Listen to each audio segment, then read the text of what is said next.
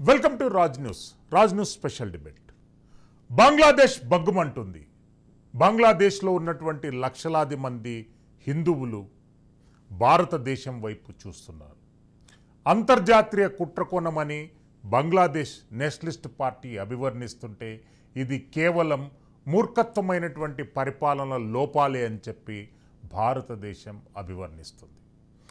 గత 15 సంవత్సరాల నుండి ఏకదాటిగా పరిపాలన కొనసాగించినటువంటి షేక్ హసీనా అశ్రయంతో విదేశాలకు వెళ్ళిపోయేటటువంటి పరిస్థితి ఆపరించింది.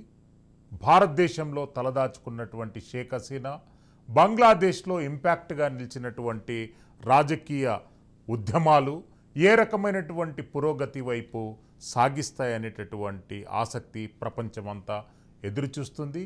అగ్రరాజ్యాలు సైతం బంగ్లాదేశ్లో కొనసాగుతున్నటువంటి విచ్ఛిన్నకర విధ్వంసకర సంఘటనలపై తీక్షణంగా చూస్తున్నాయి. మరోపక్క వెస్ట్ పాకిస్తాన్ ఈస్ట్ పాకిస్తాన్ని నిర్వీర్యం చేసేందుకు అన్ని రకాల కుయుక్తులు పన్నుతుంది. చైనా మరోపక్క మాటు పేసుకొనుంది. అసలు బంగ్లాదేశ్లో ఏం జరుగుతుంది? రిజర్వేషన్ల చిచ్చు ఎంతకు దారితీసింది? బంగ్లాదేశ్ భవితవ్యాన్ని అంధకారంలోకి నెట్టుతుంది అని చెప్పి అంతర్జాతీయంగా ఉన్నటువంటి విశ్లేషకులు అభివర్ణిస్తున్నారు. ఈరోజు మనతో పాటు స్పెషల్ డిబేట్లో డాక్టర్ జీవీఆర్ శాస్త్రి గారు, ప్రముఖ ఎకనామిస్ట్, మనకు లైవ్లో అందుబాటులో ఉంటారు. మన్నం కోటేశ్వరరావు గారు, పొలిటికల్ అనలిస్ట్, మనకు లైవ్లో అందుబాటులో ఉంటారు. 5:30కి పెంటపాటి పుల్లారావు గారు, డాక్టర్ పెంటపాటి పుల్లారావు గారు, ప్రముఖ ఎకనామిస్ట్, మనకు లైవ్లో అందుబాటులో ఉంటారు. కోటేశ్వరరావు గారు, మొదటగా మీతో ప్రారంభిద్దాం. కోటేశ్వరరావు గారు, బంగ్లాదేశ్ పరిస్థితులపైన మీరు ఎట్లా స్పందిస్తారండి? బంగ్లాదేశ్లో గత 15 సంవత్సరాలుగా అధికారంలో ఉన్నటువంటి షేక్ హసీనా స్వయంకృతం, అదేవిధంగా ప్రతిపక్షాలని అణచివేయడం, ముఖ్యంగా అసమ్మతిని అణచివేయడం అనేటువంటిది ఆమె పతనానికి ఒక ప్రధానమైనటువంటి కారణంగా మనకి కనిపిస్తూ ఉంది. ఈ పరిస్థితిని, అంటే ఆమె వైఫల్యాన్ని ఆసరాగా చేసుకొని అక్కడ ఉన్నటువంటి ప్రభుత్వాన్ని లేదా బంగ్లాదేశ్ని తన ఫోల్డ్లోకి తెచ్చుకునేందుకు అమెరికా ఈ పరిస్థితిని చక్కగా వినియోగించుకున్నది. ఆ వినియోగించుకోవడంలో అది సక్సెస్ అయిందనేటువంటిది ఇప్పటి వరకు వెల్లడైనటువంటి సమాచారం. లేదా గతంలో బంగ్లాదేశ్ మీద ఆధిపత్యం, అంటే పరోక్షంగానైనా పెత్తనం సాగించడానికి అమెరికా చేసినటువంటి యత్నాలు ఇవన్నీ కూడా మనకి స్పష్టంగా అదే కోణాన్ని తెలియజేస్తున్నాయి. ఇవాళ తాత్కాలిక దేశాధినేతగా బాధ్యతలు స్వీకరించబోతున్నటువంటి మహమ్మద్ యూనిస్ కూడా అమెరికా ఫోల్డ్లో పెరిగినటువంటి వ్యక్తి అనేటువంటిది బహిరంగ రహస్యం. అందువలన మొత్తం మీద పరిణామాలు గతంలో తనకు వ్యతిరేకంగా ఉన్నటువంటి ఇక్కడ 2 అంశాలు మనం చూడాలి. అంతర్జాతీయ పరిణామాల్లో హసీనా తీసుకున్నటువంటి వైఖరి ఏమిటి, అంతర్గతంగా ఆమె అనుసరించినటువంటి విధానాలు ఏమిటనేటువంటిది చూడాలి. అంతర్గతంగా ప్రజా వ్యతిరేకమైనటువంటి లేదా ప్రతిపక్షాలని డిసెంట్ని అణిచివేసినటువంటి ధోరణి ఆమెకు రాజకీయంగా ఆమెను దెబ్బతీసింది. అదే సమయంలో అంతర్జాతీయ రాజకీయాల్లో, అంటే జియో పాలిటిక్స్ లేదా ప్రాంతీయ రాజకీయాల్లో ఆమె అమెరికా వ్యతిరేకమైనటువంటి వైఖరిని తీసుకున్నారు.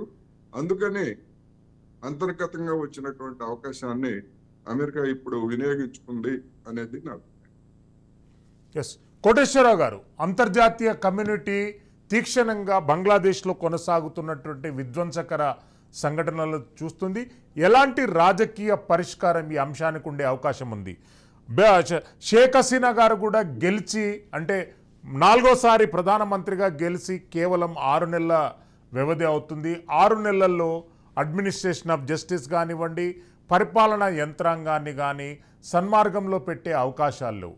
రిజర్వేషన్లపై కొనసాగినటువంటి చిచ్చు ఈ అవకాశాన్ని కొన్ని రాజకీయ పార్టీలు సదావకాశంగా తీసుకొని దేశ అభ్యున్నతికే విచ్ఛిన్నకరంగా మారినటువంటి పరిస్థితులు ఎట్లా చూస్తారండి ఇది?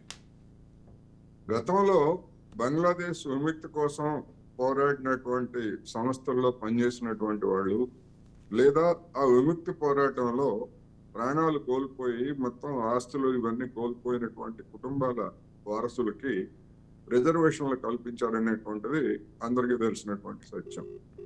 ఆ రిజర్వేషన్లను ఇంకా వాటి అవసరం లేదు, వాటి వారసులు అంటే మనవాళ్ళు మనవరాళ్ళు తప్ప వాళ్ళ వారసులందరూ కూడా వాళ్ళకి లేరు కనుక ఇప్పుడు అని చెప్పేసి అదే హసీనా గారు 2018లోనే వాటిని రద్దు చేశారు.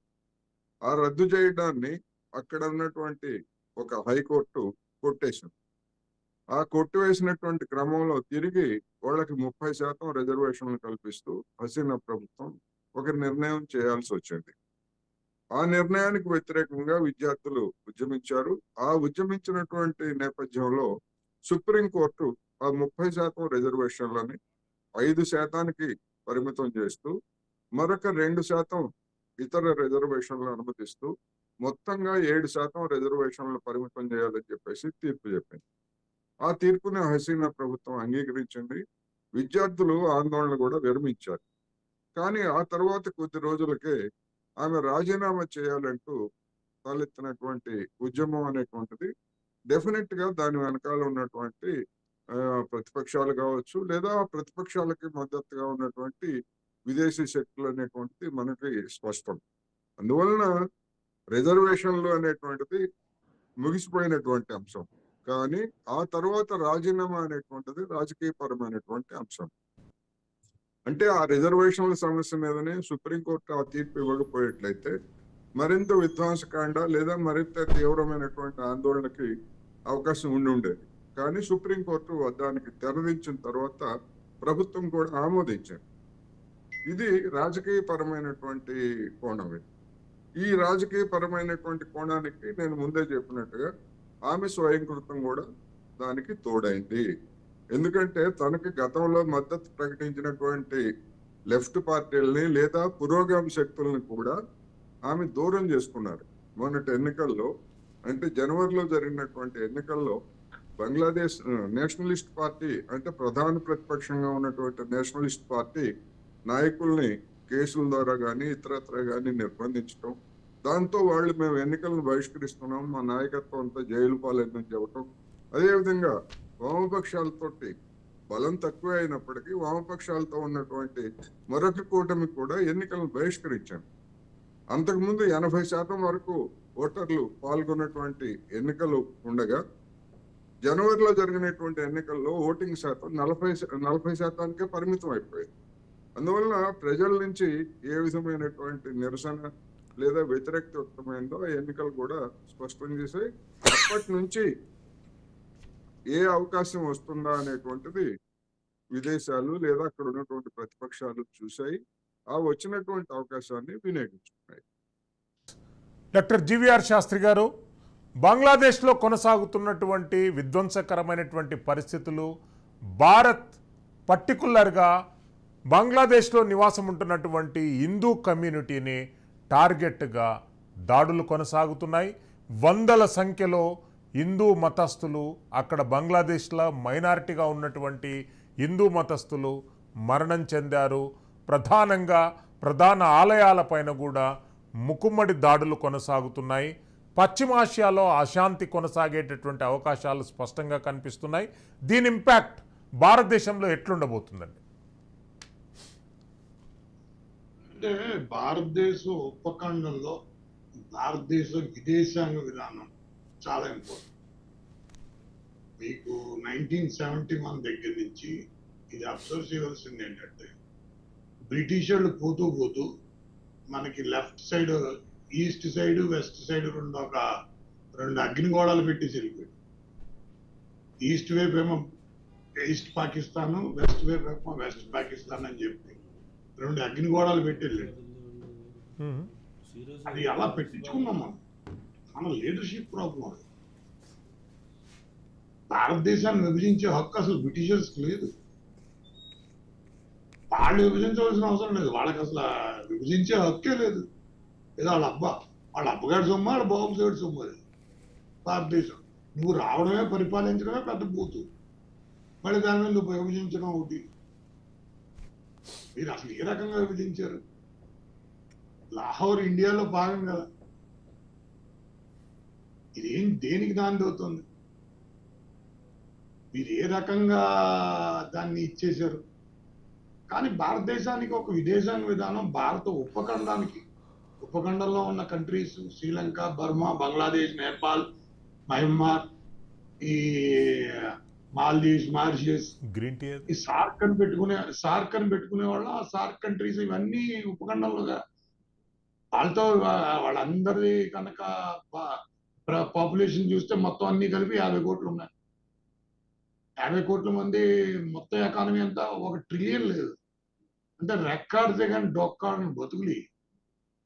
అవి కూడా కష్టం, ఆ మాట కూడా పెద్ద మాట వాళ్ళకి. రెక్కాడితే కానీ డొక్కాడిన చూసారు, ఆ మాట కూడా పెద్ద గొప్ప వెళ్ళి సగం అందరూ అడుక్కు తినేవాళ్ళే. మరి ఏంటి, ఏ ఉద్దేశం?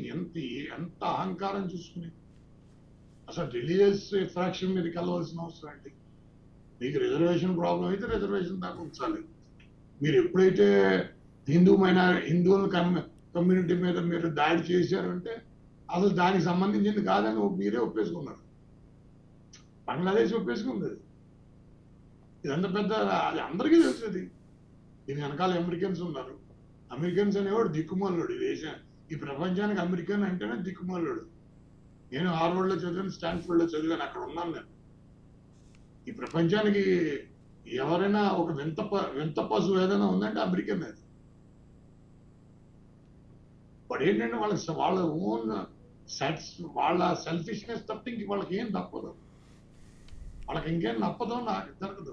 బంగ్లాదేశ్లో వాళ్ళకు రోల్ ఏంటి? మీకు చైనాని ఎదిరించగలిగే సత్తా సామర్థ్యం మనకుంది. దానికి అందరికీ తెలుసు ఎందుకు అని. అదేంటంటే వాళ్ళకి 93% అంతా దాంట్లోంచి వెళ్తుంది. మా నికోబార్ ఐలాండ్ దగ్గర Malacca strait is very crucial. ఆ మలాకా స్ట్రైట్ లోనే left side Indonesia, right side Malaysia ఉంటాయి. ఆ మధ్యలో దగ్గరలోనే 200 కిలోమీటర్ రేడియస్ లో సీజెడ్ ఉంటుంది. ఇది నికోబార్ ఐలాండ్. ఆ నికోబార్ ఐలాండ్ మనం 78,000 కోట్లు ఖర్చు పెట్టి కడుతున్నాం. అది కంటగంపు మన అమెరికాకి. మనం వాళ్ళ చేతుల్లో ఉండం. చైనాని ఎప్పుడైనా నిర్బంధించాలంటే అది ఒక్కటే మార్గం. ఎందుకంటే 93% షిప్స్ అటు నుంచే వెళ్తాయి సౌత్ చైనా సీలోకి. వాళ్ళకి దాని మీద ఆధిపత్యం కావాలంటే మనం ఏ ఐలాండ్ ఇవ్వం. మనం అడగలేరు అంత ధైర్యంగా. దానికి బెస్ట్ ఏంటంటే ఇగో మా జవహర్లాల్ నెహ్రూ గారు ఐలాండ్ ఇచ్చేసాడు, సెయింట్ ఫోర్త్ ఐలాండ్ అని చెప్పి బంగ్లాదేశ్ దానం చేసాడు. ఆ ఐలాండ్ పట్టుకున్నారు. ఆ ఐలాండ్ మాకు ఇచ్చేయండి, మేము మిలిటరీ బేస్ చేసుకుంటాం. ఇగో నిన్న చూశారు కదా, సిరియాలో మిలిటరీ బేస్ని తరివేశారు. ప్రజలందరూ కలిసి అమెరికన్ మిలిటరీ బేస్ ని లేపేశారు.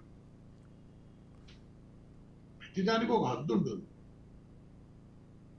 దాన్ని పట్టుకుని దానికోసం అని చెప్పి మీరు ఎంత వింత విచిత్రాలు చేశారు అంటే మనం కూడా ఆలోచించుకోవాలి. మనం కూడా ఆత్మపరిశీలన చేసుకోవాలి.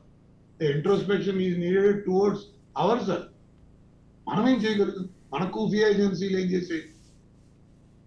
ఉపఖండంలో, భారతదేశంలో, ఈ ఉపఖండంలో ఉన్న దేశాలు ఏ దేశమైనా వాళ్ళ నెత్తి మీద నీళ్లు వస్తే ముందు చెయ్యి పట్టుకోవాల్సింది మనమే. మన బాధ్యత అది మన భారతదేశం గుర్తించాలి. ఎవడో వచ్చి ఏం చేస్తాను, వాళ్ళందరూ సంతగా దూరం నుంచి 4 బెడ్లు వేస్తారు. బంగ్లాదేశ్కి రాత్రి వరదలు వచ్చాయన్నా, రాత్రి సైక్లోన్ వచ్చి కొట్టేసిందన్నా, సునామీ వచ్చి కొట్టేసిందన్నా ఎవడు పట్టించుకుంటాడు? మనం తప్పితే ఎవరు పట్టించుకోరు. ఎవరు రాలేదు కూడా అక్కడికి. బర్మా ఒకటే. ఆ బర్మా ఒకటేసి ఆ చైనా వాడి యొక్క స్వార్థం ఏంటి? వాడి చుట్టుపక్కల ఉన్న దేశాలు ఏవి అన్ని మిలిటరీలో ఉండాలి. పాకిస్తాన్ మిలిటరీ దేశం, ఆఫ్ఘనిస్తాన్ టెర్రరిస్ట్ దేశం, బర్మా సైన్యం దేశం, బంగ్లాదేశ్ సైన్యం దేశం, శ్రీలంక సైన్యం దేశం. ఆ శ్రీలంకను కూడా అలాగే నాశనం చేశాడు. డెట్ ట్రాప్ ఏమనంటే 4 డబ్బులు వేస్తాడు, డెట్ ట్రాప్ చేస్తాడు.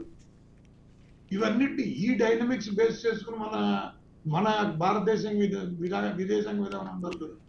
మీకు నేను ఒక ఫోటో షేర్ చేశాను, మీకు షేర్ చేసినట్టున్నాను నేను.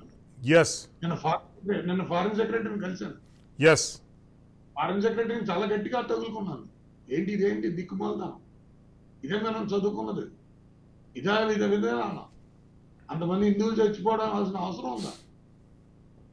అసలు మీరు అసలు షేక్ హసీనాని తీసుకురావాల్సిన అవసరం ఏంటి? ఒకవేళ తీసుకొచ్చినా చెప్పాల్సిన అవసరం ఏంటి? ఎంత కాన్ఫిడెన్షియల్గా ఉంచాలి అది? షేక్ హసీనా వచ్చింది, ఢిల్లీ వచ్చింది, ఎవడడిగాడు మిమ్మల్ని? ఆవిడ తీసుకొచ్చినా ఎవడికి చెప్పాల్సిన అవసరం మనకు లేదే? ఎవరికి చెప్పాల్సిన అవసరం మనకు లేదే? ఆవిడ మన దేశంలో ఉందనే కదా వాళ్ళు అక్కడ చచ్చిపోయారు. ఇజ్రాయెల్ వెళ్ళి అక్కడ అక్కడికి వెళ్ళి చంపేయచ్చాడు. ఎవరికైనా ఎప్పటికి ఒప్పుకోవట్లేదు. నేను చంపానని చెప్పడం, చంపలేదని చెప్పడం. హమాస్ చీఫ్ ని ఇజ్రాయెల్ ఏం చెప్తాను? Neither they are denying, they are accepting. అలాంటిది మీరు తీసుకొచ్చింది హెలికాప్టర్లో తీసుకొచ్చాం, ఇక్కడ హిడెన్ బేస్ ఢిల్లీలో హిడెన్ బేస్ తీసుకొచ్చాం. ఎవడు అడిగాడు మమ్మల్ని? ఇది ఎక్కడ కూటనీతి? రాజనీతి, కూటనీతిలో ఉండాలి కదా. కూటనీతిలో ఎందుకు చెప్పాలి? ఎవరికి చెప్పాలి? ఎవడబ్బా సొమ్మని చెప్పాలి? మన భారతదేశం చుట్టూ ఉన్న దేశాలతో మనం ఇష్టం వచ్చిన మనం ఇలాగే ఉంటాం. మనం ఎవరికి సమాధానం చెప్పాల్సిన అవసరం. హిందువుల మీద దాడి చేసి అంత ధైర్యం చేశారా? 1971లో మనం లేకపోతే వాళ్ళు లేరు కదా. మన భారతదేశాన్ని పణంగా పెట్టి అదే దిక్కుమాలిన అమెరికానే యూకే వాడు వచ్చి మన మీద కొట్టేయడానికి ట్రై చేశాడు కదా. రష్యా లేకపోతే మనం లేవు.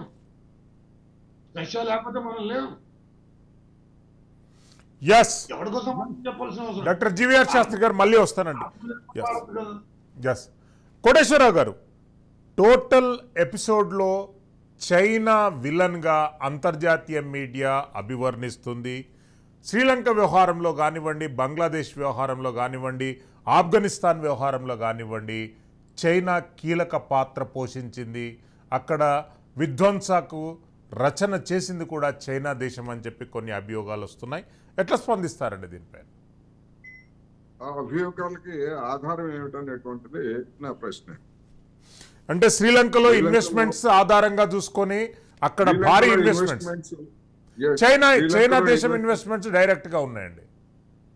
ఉండండి ఒక్క నిమిషం ఆగండి. చైనాలో వాళ్ళు రేవు కట్టుకుంటామంటే ముందు ఎవరిని అడిగారు? వాళ్ళు కెనడాని అడిగారు.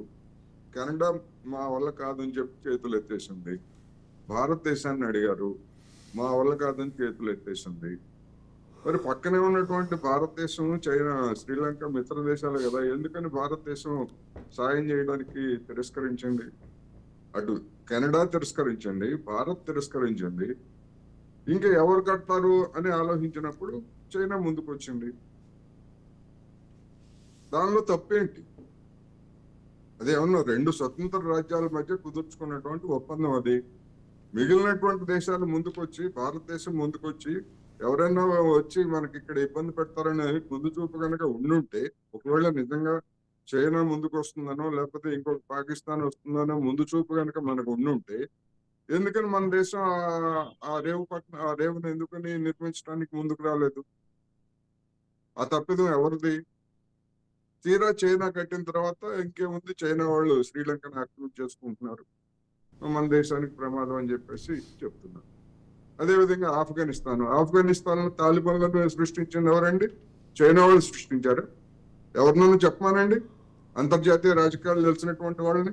అమెరికా వాడు సృష్టించాడు తాలిబాన్లని. అమెరికా వాడు సృష్టించాడు సోవియట్ యూనియన్కి వ్యతిరేకంగా, ఆ తర్వాత రష్యాకి వ్యతిరేకంగా. చైనా పాత్ర ఎక్కడుంది ఆఫ్ఘనిస్తాన్లో? అదేవిధంగా బంగ్లాదేశ్ లో ఇప్పుడు చైనా పాత్ర ఉందని చెప్పేసి ఎవరైనా చెప్తున్నారా? మన శాస్త్రి గారే చెప్పారు ఇప్పుడు అమెరికా వాడు ఉన్నాడని. అమెరికా ఉందనేటువంటిది అందరికీ తెలిసినటువంటి సత్యం. ముజిబుర్ రెహమాన్ చంపించింది అమెరికా. ఆ తర్వాత మిలిటరీ తిరుగుబాట్లు చేయించింది అమెరికా. ఒకవేళ నిజంగానే వాదన కోసం లేదా మరొక తర్కబద్ధంగా ఆలోచించేట్లయితే, చైనాయే కనుక ఉండి హసీనా ప్రభుత్వాన్ని కూల్చివేసి ఆమెను దేశం నుంచి తరిమేస్తే, భారతదేశం మరి ఆమెకి ఆశ్రయం ఎందుకు కల్పించదు? కల్పించాలి కదా. మనం దలైలామాకి ఆశ్రయం కల్పించినప్పుడు చైనాకు వ్యతిరేకంగా కదా ఆనాడు నెహ్రూ ప్రభుత్వమే ఆశ్రయం కల్పించింది. చైనాకు వ్యతిరేకంగానే. కానీ మరి ఇవాళ అమెరికా వాళ్ళు సృష్టించినటువంటి దానిలో ఆమె శరణార్థిగా వస్తే భారతదేశం ఇంతవరకు ఎందుకని ఒక నిర్ణయం తీసుకోలేకపోయింది? అందువలన ఇవన్నీ కూడా ఏ ఇష్యూకి ఆ ఇష్యూనే చూడాలి అనేటువంటి సందర్భంగా నేను చెప్పదలుచుకున్నాను. అదేవిధంగా బంగ్లాదేశ్ లో జరుగుతున్నటువంటి పరిణామాలు వాళ్ళ అంతర్గత సంక్షోభం అది. ఆ అంతర్గత సంక్షోభంలో అక్కడ ఉన్నటువంటి కొన్ని మతశక్తులు అందరికీ తెలిసిందే. ఆ మతశక్తుల్ని హసీనా తీవ్రంగా అణచివేసిందని కూడా తెలుసు కదా మనకి. ఆ బిఎన్పి లేదా జమాత్ ఇస్లామిక్ చెందినటువంటి వాళ్ళని లేదా నిషేధితమైనటువంటి మత సంస్థలని ఆమె కఠినంగా అణచివేసింది. ఇప్పుడు వాళ్ళందరూ రెచ్చిపోయి ఆమె మీద తిరుగుబాటు చేసి లేదా ఆమె మీద తిరుగుబాటును రెచ్చగొట్టి చేశారు. అటువంటి శక్తుల్లో కొంతమంది హిందువుల మీద కూడా దాడులు చేశారని వార్తలు వస్తున్నాయి. మీరు చెప్పినట్టుగా వందలాది మంది చనిపోయారని ఎక్కడ దానికి ఏం రుజువు లేదు. ఇండియన్ గవర్నమెంట్ కూడా దాన్ని ఎక్కడ ఇంతమంది చనిపోయారు, హిందువులు చనిపోయారని ఎక్కడ చెప్పలేదు. అల్లర్లలో కొట్లాటల్లో అక్కడ ఉన్నటువంటి వాళ్ళు చనిపోయారు తప్ప హిందువులు చనిపోయారని మీరు చెప్తున్నారు తప్ప వందలాది మంది అని ఆధారం లేదు దానికి. సోషల్ మీడియాలో అనేకమైనటువంటి ప్రచారాలు జరుగుతున్నాయి. హిందువుల మీద దాడులు జరుగుతూ ఉంటే అక్కడ ఉన్నటువంటి ముస్లింస్ రక్షించారనేటువంటివి కూడా వచ్చినాయి. అది వాస్తవమా, ఇది వాస్తవమా? బంగ్లాదేశ్ లో ప్రస్తుత పరిస్థితి పైన మనం శాస్త్రి గారిని అడిగి తెలుసు. శాస్త్రి గారు, ఇస్కాన్ టెంపుల్ పైన దాడి జరిగింది. అక్కడ అగ్రగామి ప్రొడ్యూసర్ హిందూ కమ్యూనిటీ హిందూ రిలీజన్కి చెందినటువంటి ప్రొడ్యూసర్ను హత్య చేయడం జరిగింది. హత్య చేయడమే కాకుండా ఒక ఫ్లైఓవర్కు అతన్ని వేలాడదీయడం జరిగింది, అతని కొడుకును. కాళీమాత టెంపుల్పై దాడి జరిగింది. పబ్లిక్ రిప్రజెంటేటివ్గా పనిచేస్తున్నటువంటి 16 మంది హిందువులను కాల్చి చంపారు. మరి ఇంకా అలాగే మీరు ఇవన్నీ అడుగుతున్నారు కానీ ల్యాంప్ పోస్ట్ మీద ఏళ్ళాడి తీస్తారు కదా నజీబుల్లాని. అప్పుడేం చేశారు మన భారతదేశం? నజీబుల్లా ప్రెసిడెంట్ ఆఫ్ ఆఫ్ఘనిస్తాన్ ని టెలిఫోన్ స్తంభానికి ఏళ్ళాడి తీస్తారు శవాన్ని. ఏం చేయగలిగాం? ఏం మాట్లాడుతున్నారండి? ఇవన్నీ కామన్ అండి. అవన్నీ వాటిలో ఇది దీని మీద అటాక్ చేశారు, దాని మీద అటాక్ చేశారు. అది వాళ్ళ దేశం, సార్వభౌమత్వం ఉంది. చేతకాని దద్దమ్మలో మీకు మన భారతదేశం గురించి చెప్తున్నా, ఈ రోజైనా చెప్తున్నాను, మన విదేశాంగ విధానం నిలబడేటట్టు ఉండాలి. ఎదురు తిరిగి మాట్లాడడానికి కూడా ఆలోచనతో ఉండాలి. అలాంటి నాయకత్వాన్ని మీరు చూపించలేకపోయారు. బంగ్లాదేశ్ లో అల్లర్లు చేసేటప్పుడు కూడా 10 సార్లు ఆలోచించుకునే పరిస్థితులు ఉండాలి. చేసిన వాళ్ళు ప్రజలు కాదు, చేయించిన వాళ్ళు రాజకీయ నాయకులు, చేయించిన వాళ్ళు మిలిటరీ వాళ్ళు. మన భారతదేశం అంత స్థితిగతిలో ఉందా? ఇది మాట్లాడుకోవాల్సింది. ఇస్కాన్ టెంపుల్ కొట్టారు, అది కొట్టారు, ఏదైనా కొట్టుండొచ్చు, ఏదైనా జరగండొచ్చు, హిందువుల మీద కూడా అటాక్ జరగండొచ్చు. You don't care. భారతదేశ సమగ్రత గురించి మాట్లాడండి. భారతదేశ సమగ్రత గురించి జవాబు చెప్పాల్సిన పరిస్థితి వచ్చింది. అవును, మనం తీసుకొచ్చినా కూడా చెప్పాల్సిన అవసరం ఎందుకు వచ్చింది? It's a failure. చెప్పాల్సిన అవసరం ఎవరికి లేదు మనకి. ఆవిడ మన దగ్గర ఉందన్నారు కదా, యూకే యుఎస్ ఇద్దరు వేసాము. ఎవడరా మీరెవరు? ఎవడు అడిగాడు మళ్ళీ వేసాము మనం? అమెరికా వాడిని, యూకే వాడిని ఎవడు అడిగాడు? దిక్కుమాలిన అమెరికా, దిక్కుమాలిన యూకే. మీకు ఏమైనా సిగ్గు సరే ఉన్నాయా? అది ఎవడన్నా అడిగాడు మిమ్మల్ని?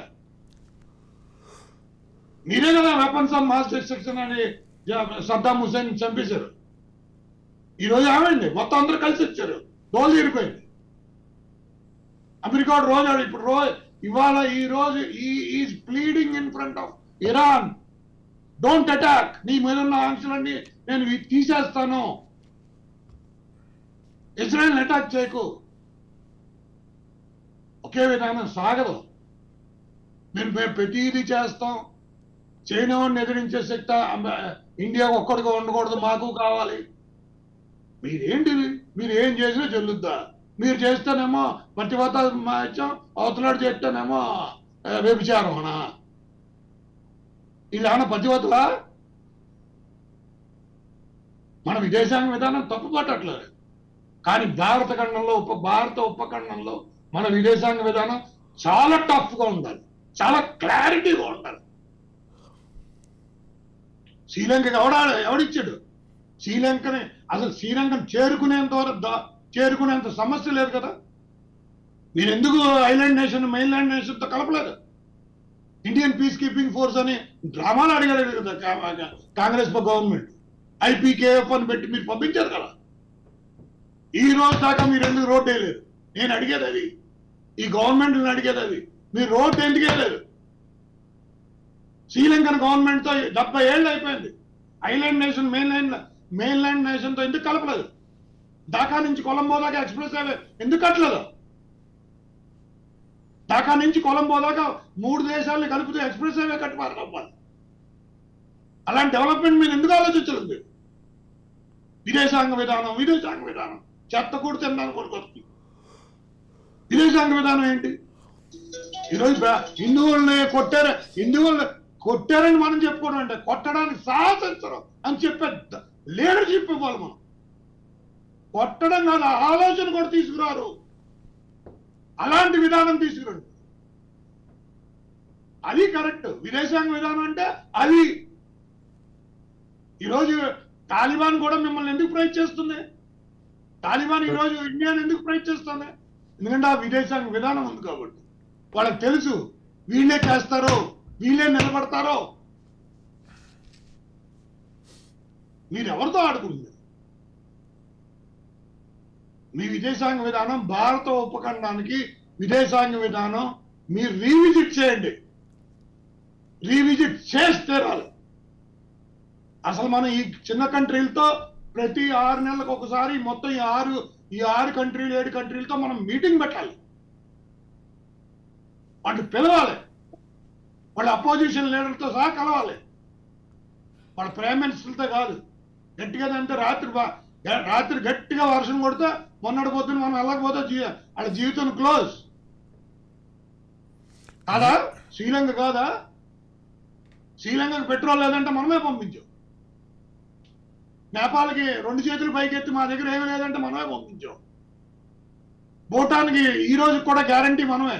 భూటాన్ మీద అటాక్ జరిగితే ఇండియా మీద అటాక్ జరిగిన డిఫెన్స్ ఫ్యాక్ట్ ఉంది కాదా? హిందువుల మీద జరిగింది. దీన్ని అనాలిసిస్ చేస్తా. హిందువుల మీద కన్ను ఎర్ర చేయడానికి కూడా దుస్సాహసం అనుకోవాలడు. ఈ సాహసం మేము చేయలేము అనుకోవాలి. అలాంటి విదేశాంగ విధానాన్ని మీరు పెంపొందించే ఏర్పాటు చేయండి. అంతేగాని ఇది అయ్యింది అంటే అక్కడ హిందువులు అలా 1,31,00,000 మంది ఉన్నారు. 17 కోట్ల మందిలో 18 కోట్ల మంది ముస్లింస్ లో. మీరు ఈ రోజు దాకా ఇవ్వలేదా? 6 పాయింట్లు ఉన్నాయి. 5 ఎంబసీ పాయింట్లు ఉన్నాయి చిట్టగాంగతో సహా. 5 ఎంబసీ పాయింట్లు. నేను ఫారెన్ సెక్రటరీతో ఇదే ఆర్గ్యూ చేశాను. ఏంటి మీరు చేసింది ఇది? శాస్త్రి గారు మళ్ళీ వస్తాను. మనతో పాటు డాక్టర్ పెండపాటి పుల్లారావు గారు కూడా చేయాలి. పుల్లారావు గారు kindly switch on your video please.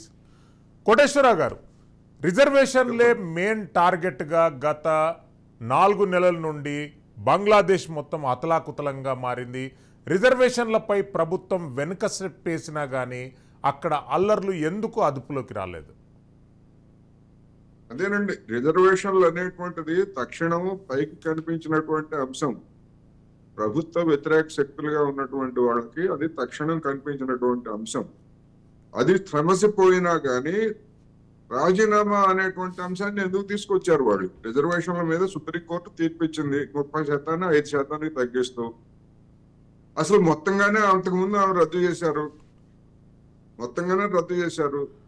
ఆ రద్దు చేసిన దాని మీద మళ్ళా హైకోర్టు ఆదేశంతో మళ్ళా 30% చేస్తే దాన్ని సుప్రీంకోర్టు 5% తగ్గించింది.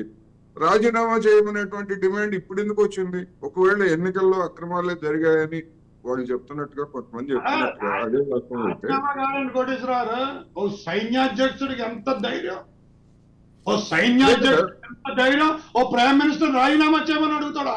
దిక్కుమాలన్నాడు.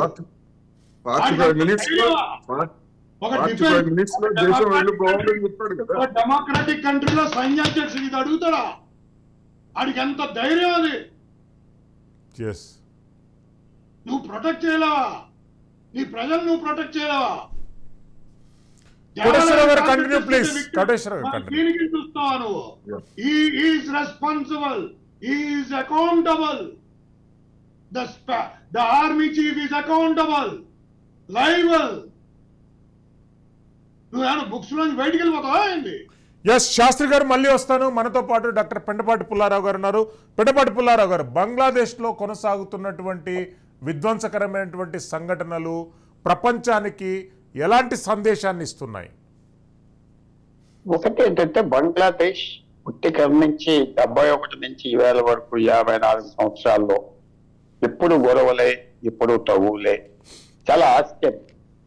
ఇది అన్న ఆలోచన ఏమొస్తుందంటే, మనం హిస్టరీ అప్పుడే 50 సంవత్సరాల తర్వాతే హిస్టరీ ఇది కరెక్ట్ అది కరెక్ట్ కాదు అనకూడదు. 100 సంవత్సరాలు టైం పట్టాలి. అసలు ఆ రోజు 71లో భారతదేశం ఇందిరాగాంధీ ఎవరైనా ఇంటర్ఫియర్ అవి ఈ బంగ్లాదేశ్ ఇష్యూని అలా ఉంచేస్తే పోయింది ఏముంది? రెఫ్యూజీస్ వస్తే వచ్చారు, కొన్ని రోజులు ఉంటారు, పోతారు. ఆ రోజు రెఫ్యూజీస్ వచ్చిన వాళ్ళు ఇప్పుడు అంతమంది తిరిగి వచ్చారు కదా. 50 సంవత్సరాల్లో వాళ్ళే దిగబడ్డారు కదా. వెస్ట్ బెంగాల్లో, బీహార్లో, అస్సాంలో, నార్త్ ఈస్ట్ లో. అది బంగ్లాదేశ్ ని క్రియేట్ చేయటం వల్ల భారతదేశం సొంత భూమి మీద, దగ్గర భూమి మీద పెద్ద విరోధి మళ్ళీ చేసుకున్నారు కదా. 17 కోట్ల మంది జనాభా, అతిపేద దేశం ప్రపంచంలో. ఎక్కడ చూసినా దరిద్రం. ఏదో మనకంటే అడ్వాన్స్డ్ ఇదని ఎవరో సర్వే ఇచ్చారు. అసలు దాంట్లో ట్రూత్ లేదు.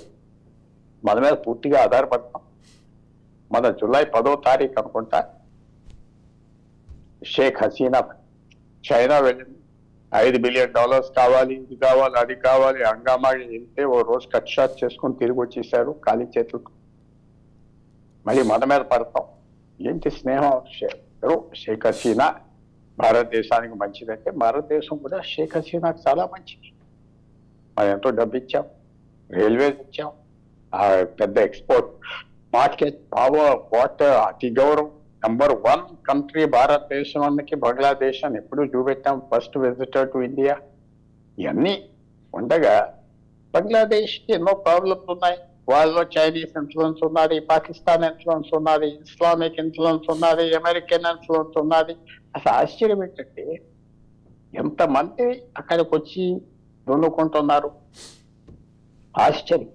వాళ్ళందరూ మన ఆమె కూడా ఒక మాట అన్నది, అమెరికా ఏమో మాదో పోర్షను, భారతదేశం ఒక పోర్షను, మైనమార్ ఒక పోర్షన్ తీసి ఒక దేశం క్రియేట్ చేయాలన్నారు అన్నది ఆవిడ.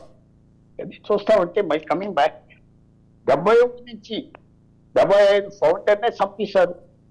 ఆ రోజు ఒక వారం ముందల హసీనా సిస్టరు రేయానా ప్లేన్ పట్టుకుని జర్మనీ వెళ్ళారు. వాళ్ళ భర్తలు అక్కడ పనిచేస్తున్నారు కాబట్టి వాళ్ళిద్దరు కూడా చచ్చిపోతారు. మళ్ళీ 75 నుంచి 96 వరకు military governments, dictatorship military government చంపేశారు. జియానే ఆర్మీ వాళ్ళే చంపేశారు. తర్వాత ఈ గొడవలు పెరుగుతూ ఉన్నాయి. Uncertainty, instability. ఒకనప్పుడు సౌత్ అమెరికాలో కొన్ని దేశాల్లో పెరీనియల్ ఇన్స్టెబిలిటీ ఉండేది, అస్తమాన ఇన్స్టెబిలిటీ ఉండేది. అది ఇక్కడ బంగ్లాదేశ్ కనపడుతుంది. ఈవేళ కనపడేది ఏంటంటే ఏదో మొహమ్మద్ యూనుస్ పెట్టారు, 84 ఏళ్ళ మనిషి, నోబెల్ ప్రైజ్ అన్నారు. ఒక్క మాట అనలేదు నిన్నటి నుంచి. ఒక మాట, హిందువులు నాలుగుని చంపేస్తారంటే అంటాడు, మిగతా వాళ్ళు కూడా చచ్చారు కదా అన్నాడు. ఆ మాటలు అస్లాంటిగా చెప్పాడు. అస్లాంటిగా కండెమ్ చేయలేదు వైలెన్స్.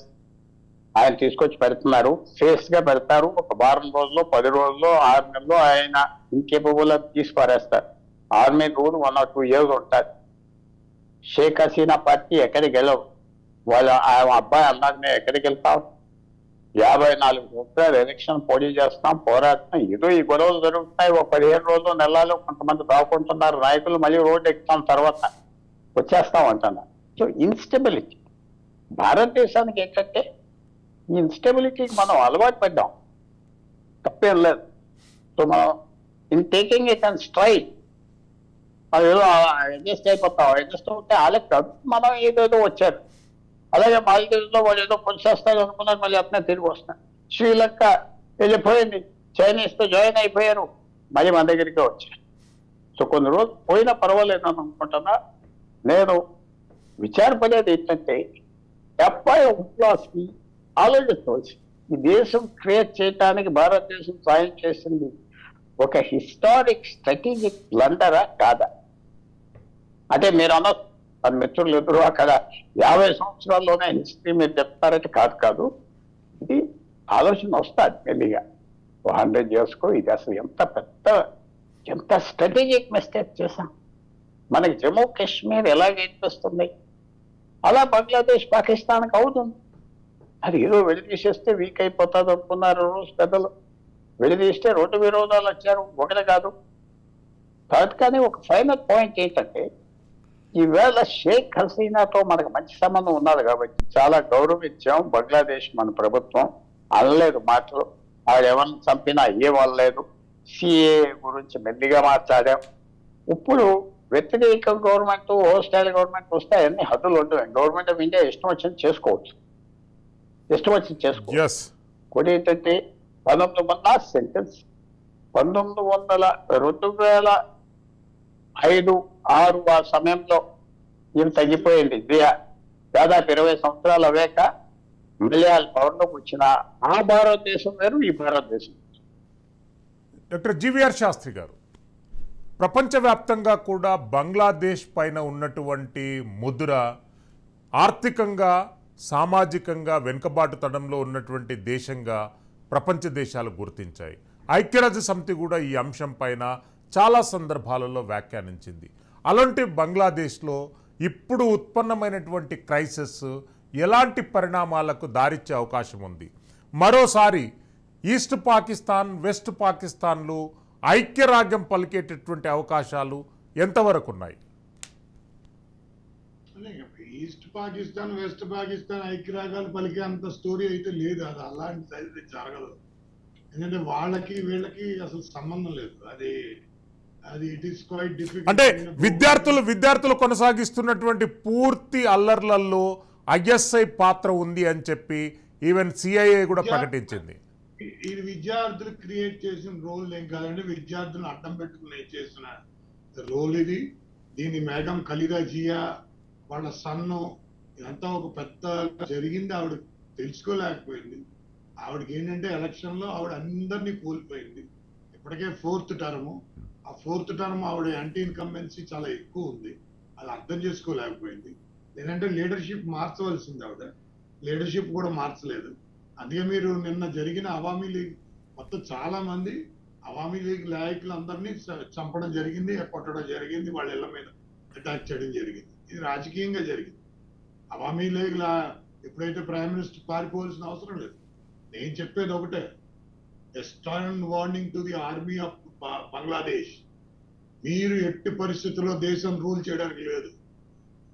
మీకు రూల్ చేయడానికి లేదు. మీరు మన భారతదేశం స్పష్టంగా in all terms it should be clear to them that look you can't have a defence rule, military rule over there, and see that within 3 months there is a election, and election should be conducted free, fair, peaceful manner, and ensure there is a democratic government is elected there. భారతదేశం ఎట్టి పరిస్థితుల్లోనూ అక్కడ military rule ని accept చేయడానికి వీల్లేదు. ఒకవేళ అలాంటి పరిస్థితి వస్తే మిలిటరీగానే ఆన్సర్ ఇచ్చే పరిస్థితి కూడా తెచ్చేయాలి. భారత ఉపఖండంలో ప్రతి దేశం ఇది గుర్తుంచుకోవాలి. మనం మిలిటరీ రూల్కి వెళ్తే భారతదేశం ఒప్పుకోదు. మనం అది జరగని పని అనేది మనం ఆ రెడ్ లైన్ రాసేయాలి. ఆ రెడ్ లైన్ అది శ్రీలంక అయినా సరే, బంగ్లాదేశ్ అయినా సరే, ఇది ఇంకా బర్మా అయినా సరే, ఈ నేపాల్ అయినా సరే, ఎవడైనా సరే మీరు మిలిటరీ రూల్ అని పెట్టారంటే కుదరదు. డెమోక్రటిక్ కంట్రీ ప్రిన్సిపల్ బేస్ మీద. ఎందుకంటే మన భారతదేశ బడ్జెట్ లో ఈ చెత్త దేశాలన్నిటికీ 200 కోట్లు 300 కోట్లు మనం ఇస్తున్నాం. 8 పాయింట్లు పెట్టి మనం ట్రైన్లు వేసాం. ఎంతో ఎక్స్పెండిచర్ కట్టినాం. పద్మా రివర్ మీద మనం హెల్ప్ చేసి వాళ్ళకి అది బ్రిడ్జ్ కట్టాం. మన సైన్యం ఎంతో మంది ప్రాణాలు కోల్పోయారు 1971లో టు క్రియేట్ ది 1971 వార్. అది వాళ్ళ కంట్రీని క్రియేట్ చేయడానికి. I must tell, Hindu temples కి, హిందువులకు జరిగిన అన్యాయానికి ఏదైనా ఉంది అంటే దానికి పూర్తి బాధ్యత Bangladesh army chief. Lamp post మీద లటకాయించేయాలి. నడి రోడ్డు మీద రేసేయాలటువంటి భారతదేశం ఎఫర్ట్స్ కూడా గుర్తించలేరా? నువ్వు చేయవలసిన బాధ్యత కూడా నువ్వు నిర్వర్తించలేవా? నువ్వు చేయవలసిన బాధ్యత ఏంటి? నువ్వు ఆ ప్రైమ్ మినిస్టర్ని రిజైన్ చేయమని అడుగుతావా? ఒకవేళ అడిగినా ఆవిడ వెళ్ళిపోయినా నువ్వు చేయవలసింది ఏంటి? కంట్రోల్ తీసుకోలేకపోయావు కదా, గవర్నెన్స్ నీ చేతిలో తీసుకోలేకుండా నువ్వు ఆవిడ వెళ్ళిపోమని చెప్పావు కదా. గవర్నెన్స్ తీసుకోవాలి కదా నువ్వు. గవర్నెన్స్ అనేది మిలిటరీకి రాదు. ఏ మిలిటరీ అయినా సరే, ప్రపంచంలో ఏ మిలిటరీ అయినా సరే గవర్నెన్స్ అనే పదానికి అర్థం తెలియదు. ఈ మిలిటరీ వాళ్ళకి ఎవరికి గవర్నెన్స్ అనే పదానికి అర్థం తెలియదు. మీరు ఎలా రన్ చేస్తారు? దాని పూర్తి బాధ్యత నేను ఫారెన్ మినిస్టర్ అయినా సరే, ప్రైమ్ మినిస్టర్ అయినా చూసేది ఏంటంటే ఎట్టి పరిస్థితుల్లో మన విదేశాంగ విధానంలో మార్పు తీసుకురండి. భారత ఉపఖండానికి విదేశాంగ విధానం స్పెషల్ గా రూపొందించండి. అది ఎన్షూర్ దట్ ఈ కంట్రీస్ యొక్క స్థితిగతుల్ని పూర్తిగా ప్రక్షాళన చేయండి. ఈ కంట్రీ యొక్క సంబంధ బాంధవ్యాలు చాలా టఫ్ లైన్ లో తీసుకురండి. రెడ్ లైన్ రాయండి, రెడ్ లైన్ చెప్పండి. ఎక్కడ చెప్పవలసిన పని ఉంది, చెప్పవలసిన ఆవశ్యకత ఉంది, సమయం వచ్చింది. దానికి బాధ్యతను కూడా గిట్టుబాటు చేయండి. బాధ్యతను కట్టేయాలి. ఒక బాబు మీదే, వాడు 10 సార్లు ఆలోచిస్తాడు. నెక్స్ట్ టైం ఇక్కడ గొడవ జరిగితే భారతదేశం మనకి బాధ్యత అంటగడుతుంది. ఆ భయం వాడికి ఉండాలి. ఈ సార్వభౌమత్వం అయితే నీది ఉంచుకో. అక్కడ నీతో పాటు ప్రజలు ఉన్నారు.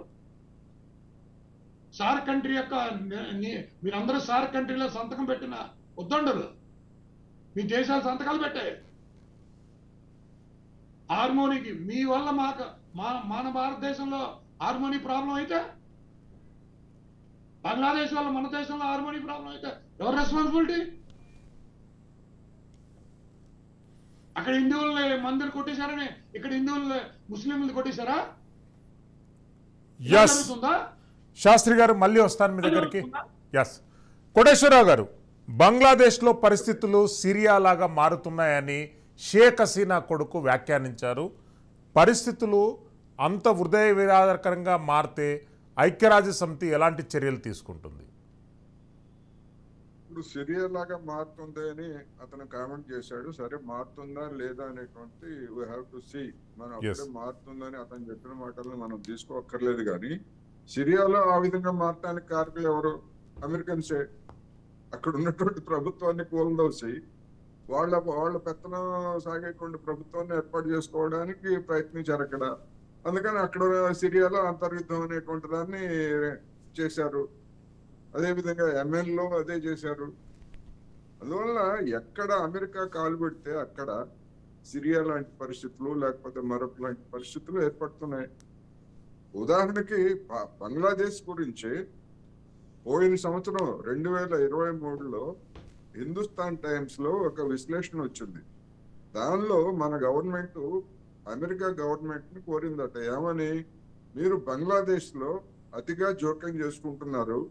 మీ చర్యల వల్ల లేదా మీ ఒత్తిడి వల్ల బంగ్లాదేశ్ అనేటువంటిది చైనా ఫోల్డ్ లోకి వెళ్తా ఉంది. ఇది మాకు ఇబ్బందికరంగా ఉందని చెప్పేసి అమెరికన్ గవర్నమెంట్ కి మన నరేంద్ర మోడీ గవర్నమెంట్ సందేశం ఇచ్చిందని చెప్పేసి చెప్తున్నారు. మరి అటువంటి పరిస్థితులు ముందే తెలిసినప్పుడు, అమెరికా రోల్ గురించి లేదా అది చేస్తున్నటువంటి కుట్రల గురించి తెలిసినప్పుడు, మరి మన ముసలి జేమ్స్ బాండ్ అజిత్ దోవల్ ఏమయ్యాడు? మన గవర్నమెంట్ ఏమైంది? మన విదేశాంగ శాఖ నిద్రపోతా ఉందా? ఎందుకని మనం అటువంటి పరిస్థితిని మన కంట్రోల్లోకి తీసుకోవడానికి, మన కంట్రోల్ అంటే ఏదో ఆధిపత్యం అని కాదు, ఆ దేశంతో సత్సంబంధాలు లేదా ఆ దేశంతో ఉన్నటువంటి సమస్యల గురించి ఇప్పుడు మన శాస్త్రి గారు చెప్పినట్టు సార్క్ కంట్రీస్ అన్నిటితోటి మనం పెద్దన్న పాత్ర వహించకూడదు. పెద్ద దేశం మనది తప్ప పెద్దన్న పాత్ర వహించిన కారణంగానే చుట్టుపక్కల దేశాలన్నీ మన వైపు నుంచి మెల్లమెల్లగా తప్పుకుంటున్నాయి. పెత్తనం చేస్తే ఏ దేశమైనా, చిన్న దేశమైనా ఊరుకోదు, సార్వభౌమత్వం ఉన్నటువంటి దేశం.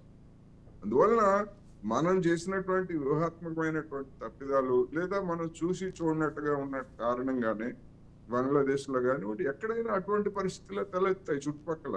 అది ఎవరికి సమస్య అవుతుందంటే చివరికి మనకే సమస్య అవుతుంది. ఎందుకని ఆ వచ్చేటువంటి పర్యవసానాలను అనుభవించాల్సింది మనం. శరణార్థులు వచ్చినా లేకపోతే మరొక ఉగ్రవాదులు వచ్చినా మరొకళ్ళు వచ్చినా ఇప్పుడు నార్త్ ఈస్టర్న్ స్టేట్స్ లో ఉగ్రవాదం అనేటువంటిది మనకి తెలిసిందే. అందువలన ఇటువంటి వాటన్నింటి పట్ల ఒక సమగ్రమైనటువంటి విదేశాంగ విధానం, నైబర్ పాలసీ అంటారు. ఇంటర్నేషనల్ గా ఉండేటువంటిది అదొక పాలసీ. మన చుట్టుపక్కల దేశాలకు ఉండేటువంటిది నైబర్ పాలసీ అనేటువంటిది సరిగ్గా లేని కారణంగానే మన చుట్టుపక్కల ఉన్న దేశాలన్నీ కూడా అనేక సందర్భాల్లో మనకు దూరంగా వెళ్తున్నాయి. దూరంగా వెళ్ళటమే ప్రమాదకరమైనప్పుడు మనకు శత్రువులుగా పడితే అది ఇంకా ప్రమాదకరం అనేటువంటి అంశాన్ని మన ప్రభుత్వం గమనించాలి. డాక్టర్ పెండపాటి పుల్లారావు గారు, కోటేశ్వరరావు గారు మళ్ళీ డాక్టర్ పెండపాటి పుల్లారావు గారు, అఖండ భారతాన్ని ఆవిష్కరించుకునేటటువంటి అవకాశం భారతీయ జనతా పార్టీకి వచ్చింది. ఇప్పుడు ఉన్న పరిస్థితులలో బంగ్లాదేశ్లోకి భారతీయ జనతా పార్టీ సైనిక చర్యలు చేపట్టి అక్కడ హిందువుల మాన ప్రాణాలు రక్షించాలని నెటిజన్లు కోరుకుంటున్నారు. ఎట్లా స్పందిస్తారండి? కన్క్లూజన్ పాయింట్గా చెప్పండి. Very simple. ఇదంతా ఇది మహాభారత్ గ్రేటర్ భారత్ అని ఇంపాసిబుల్. ఎందుకంటే తల్లం ఇందాక పాకిస్తాన్ అంతా ఆనందపడింది, బంగ్లాదేశ్ పోయిందని. 50 సంవత్సరాలు తలనొప్పి లేదు. ఒకటి తప్పకుండా స్టర్న్ వార్నింగ్ మాత్రం బంగ్లాదేశ్కి ఇవ్వాలి. ఇలాగా ఇంతమందిని మీరు చంపేస్తున్నారు, ప్రొటెక్షన్ లేదు, వార్నింగ్ ఇవ్వాలి.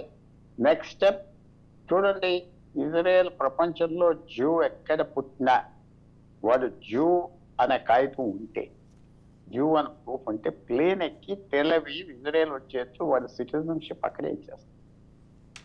ఆఫ్టర్ ఆల్ భారతదేశానికి ఇంకో 50 లక్షల మంది 70 లక్షల మంది వస్తే ఏమవుతుంది? ఇక్కడ రోజుకి ఎవరికి చెప్పకుండా వారానికి 50,000 మంది బోర్డర్ దూకి వచ్చేస్తున్నారు. భారతదేశం బోర్డర్ బంగ్లాదేశ్ నుంచి, బర్మా నుంచి.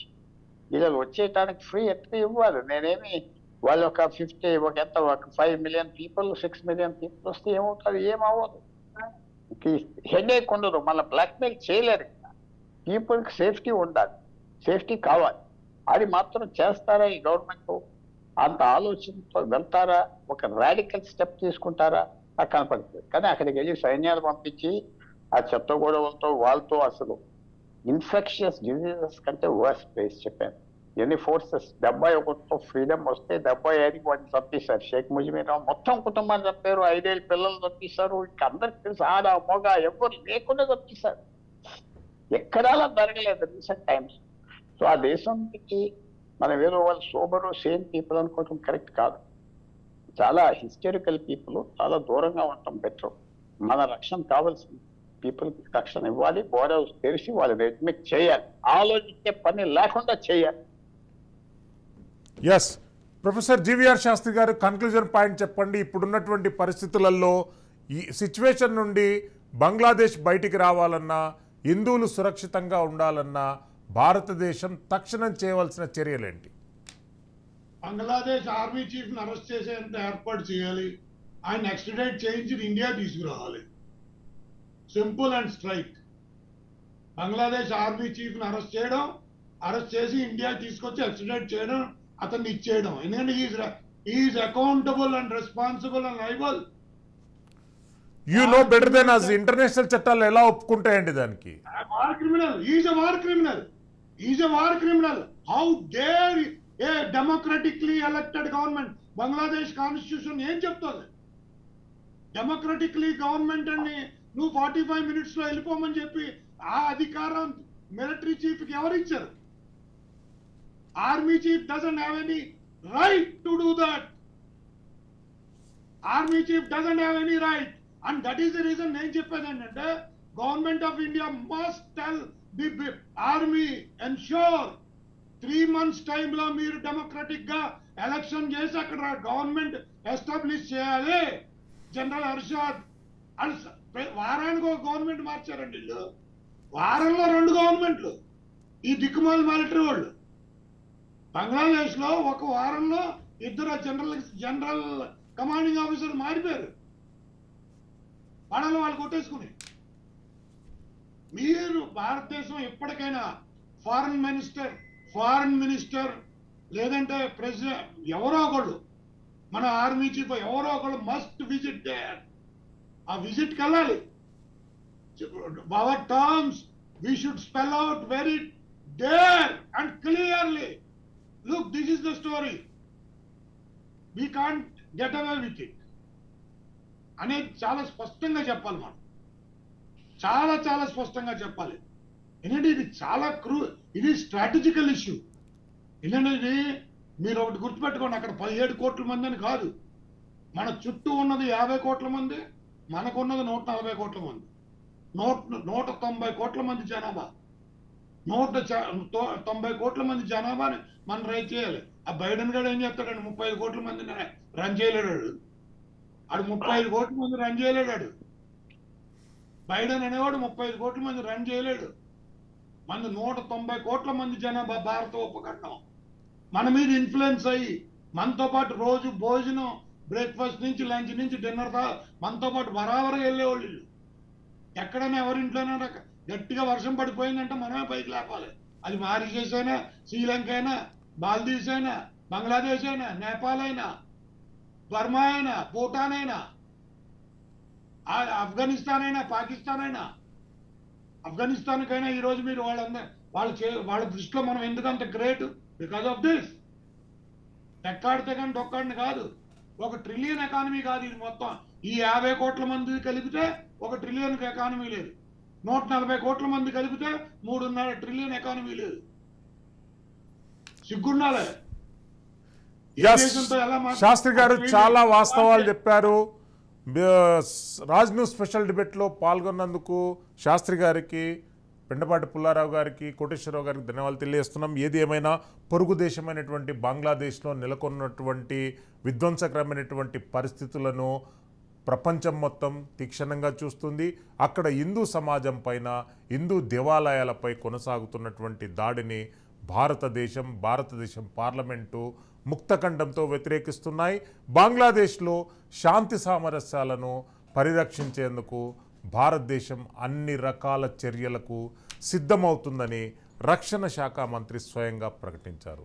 రాజ్ న్యూస్ స్పెషల్ డిబేట్లో పాల్గొన్న వక్తలందరికీ ధన్యవాదాలు తెలియజేస్తున్నాం. Keep watching Raj news. Silveri Srisailam for Raj news.